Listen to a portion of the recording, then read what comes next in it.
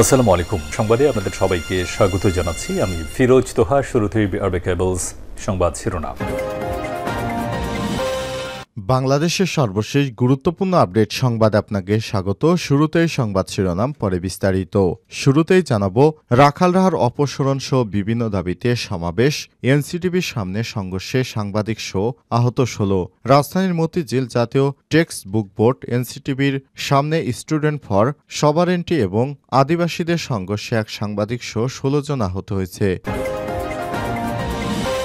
এরপর জানাবো, 4 বছর মেয়াদী দ্বিকক্ষ বিশিষ্ট সংসদের সুপারিশ সংবিধান সংস্কার কমিটির। ছাত্র জনতার আন্দোলনের মধ্য দিয়ে নতুন বাংলাদেশ গড়তে রাষ্ট্রের মূল ভিত্তি সংবিধানের সংস্কারে গঠিত কমিশন যে প্রতিবেদন দিয়েছে, সেখানে 4 বছর মেয়াদী দ্বিকক্ষ বিশিষ্ট সংসদের সুপারিশ করা হয়েছে।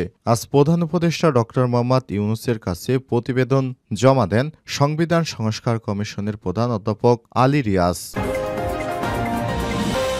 এদিকে রাজনৈতিক দলগুলোর সঙ্গে সংস্কারের 6 প্রতিবেদন নিয়ে ফেব্রুয়ারিতে সংলাপ। আগামী 31শে জানুয়ারির মতো 6টি কমিশনের পূর্ণাঙ্গ প্রতিবেদন প্রকাশ করা হবে। এরপর ফেব্রুয়ারির মাঝামাঝি নাগাদ এসব প্রতিবেদন নিয়ে রাজনৈতিক দলগুলোর সঙ্গে সরকারের সংলাপ অনুষ্ঠিত হবে। এদিকে ডাকসুর গঠনতন্ত্র সংস্কারের দাবি ছাত্রদলের 5 দফা।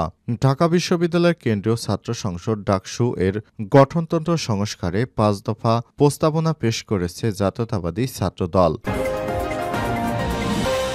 জানাবো, গুম করার আগে ইলিয়াস আলীর সাথে বসতে চেয়েছিল র। বিএনপির জাতীয় স্থায়ী কমিটির সদস্য ছিলেন এম ইলিয়াস আলী। তাকে গুম করে শেখ হাসিনার আমলেই হত্যা করা হয়েছে, কিন্তু তাকে গুম করার আগে ভারতীয় গোয়েন্দা সংস্থা র তার সঙ্গে একটি বৈঠকে বসতে চেয়েছিলেন। আজ আমার দেশের পত্রিকার একটি প্রতিবেদন থেকে এ বিষয়ে তথ্য জানা গেছে। এবং সর্বশেষ জানাবো, শামীম ওসমান এবং আওয়ামী লীগের প্রেসিডিয়াম সদস্য জাহাঙ্গীর কবির নানকের পরিবারের বিরুদ্ধে দুদকের মামলা। প্রায় 450 কোটি টাকা দুর্নীতির অভিযোগে স্ত্রী ও ছেলেসহ নারায়ণগঞ্জ 4 আসনের সাবেক সংসদ সদস্য শামীম ওসমান এবং আওয়ামী লীগের প্রেসিডিয়াম সদস্য ও সাবেক মন্ত্রী জাহাঙ্গীর কবির নানক সহ তার স্ত্রী কন্যার বিরুদ্ধে মামলা করেছে দুর্নীতি দমন কমিশন দুদক। আজ দুদকের ঢাকা সমন্বিত জেলা কার্যালয়ে পৃথক এই মামলাটি দায়ের করেছে। প্রিয় দর্শক, এতক্ষণ শুনছিলেন সংবাদ শিরোনাম, এবারে বিস্তারিত। তবে তার আগে বন্ধুরা, অনুরোধ থাকবে সংবাদটিতে একটি লাইক দিন। এই চ্যানেলে আপনি নতুন হয়ে থাকলে আমাদের সংবাদটি দেখতে দেখতে চ্যানেলটি সাবস্ক্রাইব করে রাখুন। কমেন্ট করে আপনার মূল্যবান মতামত জানিয়ে দিন আপনি বিশ্বের কোন দেশ থেকে বা বাংলাদেশের কোন স্থান থেকে আমাদের সংবাদটি দেখছেন এবং শুনছেন। এবারে বিস্তারিত। রাখালরাহার অপসারণ সহ বিভিন্ন দাবিতে সমাবেশ, এনসিটিভির সামনে সংঘর্ষে সাংবাদিক সহ আহত 16।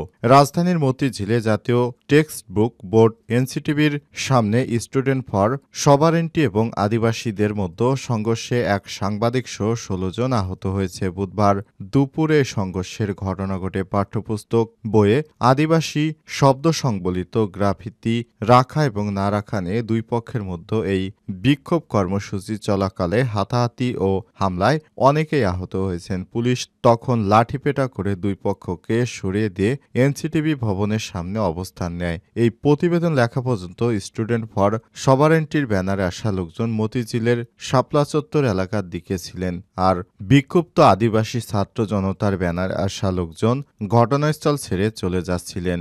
এদিকে দুই পক্ষই দাবি করেছে তাদের উপর হামলা করা হয়েছে, তাদের লোক আহত হয়েছে। এই ঘটনার পর রক্তাক্ত দুইজনের একজনকে একটি ভ্যানে, একজনকে একটি রিকশায় করে নিয়ে যেতে দেখা যায়। ঢাকা মেডিকেল কলেজ হাসপাতালে খোঁজ নিয়ে জানা যায়, ঢাকা মেডিকেল কলেজ সূত্র জানায়, স্টুডেন্ট ফর সভারেন্টি সংযুক্ত আদিবাসী ছাত্র জনতার সংঘর্ষে এক সাংবাদিক সহ আদিবাসী 16 জন আহত হয়েছে।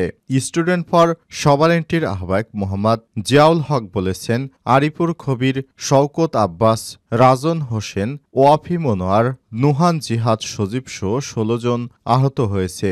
জিয়াউল হক বলেন, আমরা অবস্থান কর্মসূচি শেষ করে চলে যাওয়ার সময় হামলা চালানো হয়। অবস্থায় একজনের অবস্থা গুরুতর, তিনি একটি বেসরকারি হাসপাতালে চিকিৎসা নিচ্ছেন। পাঠ্যপুস্তক বোর্ডে আদিবাসী শব্দ প্রবেশ ও জুলাই গণঅভ্যুত্থান বিরোধী অখণ্ড ভারতের কল্পিত গ্রাফিতি সংযোজনের সঙ্গে জড়িতদের শাস্তিসহ ৫ দফা দাবিতে সকালে এনসিটিবি ভবন ঘেরাও করে স্টুডেন্ট ফর সবরেন্টি নামের একটি সংগঠন। কিছুক্ষণ পর দুপুর ১:১২টার দিকে বিক্ষুব্ধ আদিবাসী ছাত্র জনতার ব্যানারে ক্ষুদ্র জাতিগোষ্ঠীর একদল লোক পাঠ্যবইয়ের গ্রাফিতি পুনর্বহালের দাবিতে এনসিটিভির সামনে কর্মসূচি পালন করতে দেখা যায়। আদিবাসীর ব্যানারে বিভিন্ন এনজিও কর্মী, বিদেশি নাগরিককেও অবস্থান করতে দেখা গেছে। দৈনিক আমার দেশ পত্রিকার কাছে কর্মসূচির ভিডিও রয়েছে।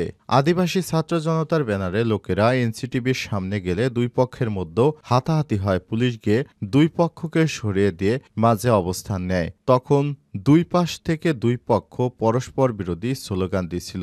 আদিবাসীরা মৌলবাদ, জঙ্গিবাদ আখ্যা দিয়ে সরকার বিরোধী স্লোগান দিচ্ছিল। এই আন্দোলনের কারণ জানতে চাইলে স্টুডেন্ট ফর সভারেন্টির আহ্বায়ক মোহাম্মদ জিয়াউল হক জিয়া বলেন, পাঠ্যবইয়ের কভার পৃষ্ঠার রাষ্ট্রদ্রোহী পরিভাষা আদিবাসী যুক্ত অখণ্ড ভারতের কল্পিত গ্রাফিতি বাদ দেয়া আমাদের আংশিক দাবি পূরণ হয়েছে মাত্র, কিন্তু পরিমার্জন কমিটি থাকা রাখাল ওরফে সাজ্জাদকে অপসারণের দাবি ছিল। তাছাড়া জড়িতদের চিহ্নিত করতে তদন্ত কমিটি গঠনের দাবি ছিল। এনসিটিভি আমাদের আশ্বাস দিয়েছিল আমাদের দাবি মেনে নেবে, তদন্ত কমিটি করবে, কিন্তু এখনও আমাদের এই দাবিগুলোর বাস্তবায়ন হয়নি। আমরা পুনরায় বিক্ষোভ সমাবেশ এবং এনসিটিভি ঘেরাও কর্মসূচি দিতে বাধ্য হয়েছি। ৪ বছর মেয়াদী দ্বিকক্ষ বিশিষ্ট সংসদের সুপারিশ সংবিধান সংস্কার কমিটির।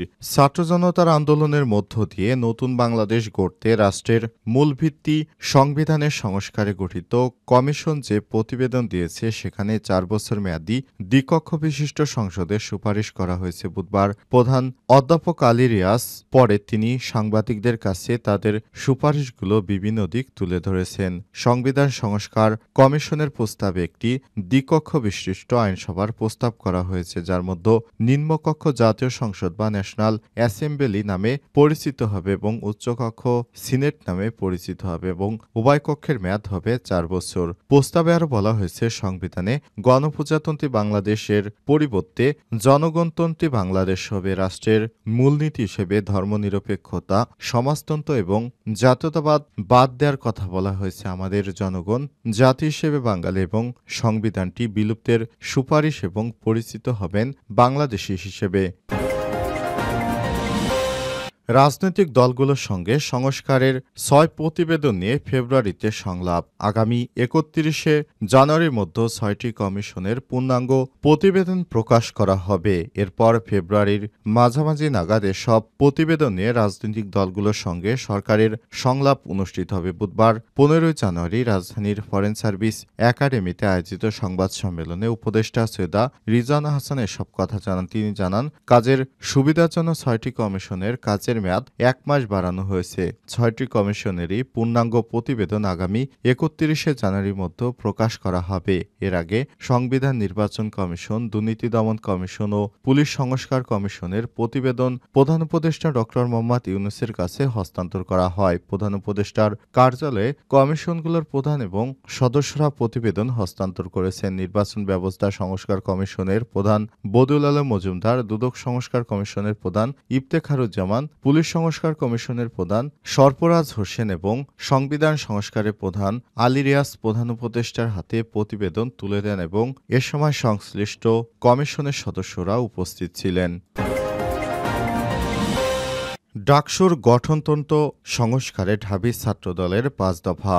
ঢাকা বিশ্ববিদ্যালয় কেন্দ্রীয় ছাত্র সংসদ ডাকসুর গঠনতন্ত্র সংস্কারে ৫ দফা প্রস্তাবনা পেশ করেছে জাতীয়তাবাদী ছাত্রদল। বুধবার বিকাল ৪টায় টিএসসিতে আয়োজিত এক সংবাদ সম্মেলনে বিশ্ববিদ্যালয় প্রশাসনের কাছে এই প্রস্তাবনা পেশ করেছেন শাখা ছাত্রদলের সভাপতি গণেশ চন্দ্র রায় সাহস। এর আগে বিকেলে বিশ্ববিদ্যালয়ের উপাচার্য অধ্যাপক ড.